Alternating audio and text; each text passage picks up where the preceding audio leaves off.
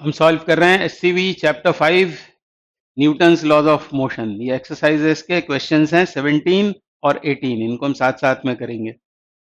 A block of 2 kg is suspended from the ceiling through a massless spring of spring constant 100 Newton per meter. What is the elongation of the spring? If another 1 kg is added to the block, what would be the further elongation? तो अभी ज्यादा दिमाग नहीं लगाएंगे, अभी तो कैसे सोचेंगे कि एक स्प्रिंग और एक एंड इसका रिजिड सपोर्ट से और दूसरे एंड पर एक ब्लॉक टांग दिया है। इसका स्प्रिंग कांस्टेंट दिया हुआ है 100 न्यूटन पर मीटर, स्प्रिंग का स्प्रिंग कांस्टेंट है, और ये ब्लॉक है 2 केजी का जो इसके इस एंड पर टांग दिया है। हमसे पूछा एलोंगेशन कितना होगा। आसान सा क्वेश्चन है, क्या सोचना होगा आपको, जब इस ब्लॉक को हम टांगेंगे तो ये स्प्रिंग एलोंगेट होगी, मान लो वो हो रही है वाई नॉट से, सपोज तो वाई नॉट से यदि स्प्रिंग एलोंगेट हुई है तो ऊपर रिस्टोरिंग फोर्स प्रोड्यूस हो जाएगा, कितना, स्प्रिंग में के वाई नॉट, स्प्रिंग का स्प्रिंग कांस्टेंट इनटू ये जो एलोंगेशन है। तो इस ब्लॉक पर दो फोर्सेस काम करेंगे, एक तो होगा इसका वेट mg डाउनवर्ड्स और दूसरा होगा के वाई नॉट। बस इन दोनों को इक्वेट कर देना है, अभी ज्यादा मत सोचना। इस तरह के क्वेश्चंस आपको वर्क एनर्जी पावर वाले चैप्टर में भी मिलते हैं और एसएचएम में भी मिलते हैं, तब हम उसकी बात करेंगे। अभी हाल फिलहाल तो mg is equal to K Y naught करो और बस ये निकाल दो, K Y naught is equal to mg। तो एलोंगेशन वाई नॉट कितना होगा, mg upon K, mg upon K, mass कितना टांगा है 2 kg, 10 ये g का वैल्यू अपॉन स्प्रिंग कांस्टेंट 100 है, ये हो जाएगा 0.2 और आंसर ये आएगा मीटर में, मतलब 20 सेंटीमीटर का एलोंगेशन आ जाएगा, 0.2 मीटर का आ जाएगा। ये पहला पार्ट। दूसरे पार्ट में क्या बोल रहे हैं, another 1 kg is added to the block, what would be the further elongation. 2 kg तो था ही और 1 kg और उसमें ऐड कर दिया, मतलब पहले था मास m टांगा हुआ, अब m नॉट और टांग दिया, 1 kg और टांग दिया, तो ये डाउनवर्ड्स फोर्स हो जाएगा m plus M not into g, और एलोंगेशन भी बढ़ जाएगा। पहले एलोंगेशन कितना आया था वाई नॉट, हमसे पूछ रहे हैं फर्दर एलोंगेशन कितना आएगा। तो मान लेते हैं कि वो y है, तो हो जाएगा y प्लस वाई नॉट, ये टोटल एलोंगेशन हो गया। और हमको इसके लिए इसको सॉल्व करना है y के लिए, इधर RHS में क्या होगा, ये कितना था 2 kg, ये 1 kg है, मतलब 3g, मतलब ये हो गया 30, और k को नीचे रख देते हैं, यहाँ ट्रांसपोज कर देते हैं RHS में, तो 100 हो गया।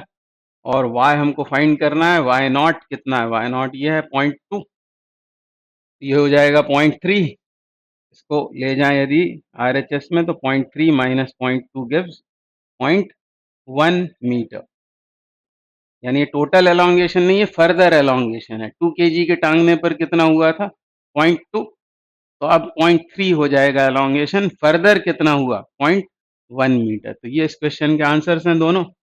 अब इसी का नेक्स्ट पार्ट ये है, question number 18। Suppose the ceiling in the previous problem is that of an elevator which is going up with an acceleration of 2 meter per second square. ये वो एलिवेटर है और ऐसा बोला the ceiling in the previous problem is that of the elevator which is going up with an acceleration of 2 meter per second square. In other words, ये elevator 2 metre पर second square से ऊपर जा रहा है। हमको क्या चाहिए, एलोंगेशंस, मतलब दोनों केसेस में, जब 2 kg टांगा था तब एलोंगेशन क्या है, और जब 1 kg उसमें ऐड कर दिया तब एलोंगेशन कितना है, मतलब एलोंगेशंस हमको फाइंड आउट करने हैं। तो अब ये कैसा हो गया, इनर्शियल फ्रेम या non inertial, non inertial accelerated frame है। तो जो फोर्सेस अभी हम शो कर रहे थे, जैसे 2 kg ब्लॉक है तो ये दिखाया था हमने उसका एलोंगेशन y नॉट, और इस पर दो फोर्स लग रहे थे पहले, एक कौन सा, इसका वेट, और एक था स्प्रिंग फोर्स।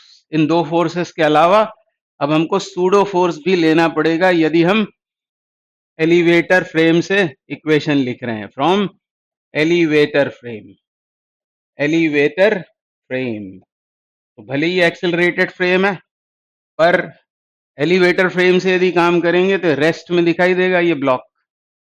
तो डाउनवर्ड्स फोर्स कितना mg, अपवर्ड फोर्स के अभी वाई नॉट कह देते हैं उसे, के वाई नॉट, जब 2 kg टांगा है तब का एलोंगेशन, और एक फोर्स कौन सा हो जाएगा, इसका मास, फ्रेम का एक्सेलरेशन और उससे ऑपोजिट, मतलब नीचे कौन कौन से फोर्सेस आएंगे। एक तो आएगा इसका वेट mg, दूसरा ये सूडो फोर्स शो कर रहा हूं मैं। सूडो फोर्स कितना होगा, इस ब्लॉक का मास, फ्रेम का एक्सेलरेशन और एक्सेलरेशन से ऑपोजिट, मतलब ये हो गया ma और ये फोर्स हुआ के वाई नॉट। बस इन दोनों को हमको इक्वेट कर देना है, तो mg प्लस ma, तो ये हो गया mg plus a is equal to K Y naught, और इसमें से वाई नॉट निकाल लेंगे। अब m कितना है 2 kg, ये 10, एक्सेलरेशन कितना गिवन है 2, इज इक्वल टू ये 100 है into Y naught. Y naught के लिए इसको सॉल्व करना है, ये कितना हुआ 24 अपॉन 100, यानी Y naught will be 0.24 metre, मतलब 24 सेंटीमीटर। ये पहले केस में जब 2 kg का ब्लॉक टांगा हुआ था, ये पार्ट 1 हुआ। और जब कितना टांग देंगे, 1 kg एक्स्ट्रा टांग देंगे, तो क्या हो जाएगा, कितना हो जाएगा, डाउनवर्ड्स जो वेट है वो कितना हो जाएगा, m plus M not into g, और एक्सेलरेशन हो जाएगा m plus M not into a, और ऊपर ऊपर एलोंगेशन टोटल यदि देख रहे हो तो उसको y लिख सकते हैं, क्योंकि इसमें फर्दर नहीं बोला, एलोंगेशन बोला हुआ है। एलोंगेशन कितना आ जाएगा ये फाइंड आउट करना है, तो डाउनवर्ड्स फोर्स कितना, तो m प्लस एम नॉट, ये कॉमन कर लेते हैं, ये हो जाएगा a प्लस जी या g plus A is equal to K Y. y हमको फाइंड आउट करना है, m प्लस एम नॉट कितना हो जाएगा 3, 2 प्लस 1 3, और ये कितना हो जाएगा 10 प्लस 2 यानी 12 इज इक्वल टू 100 वाई।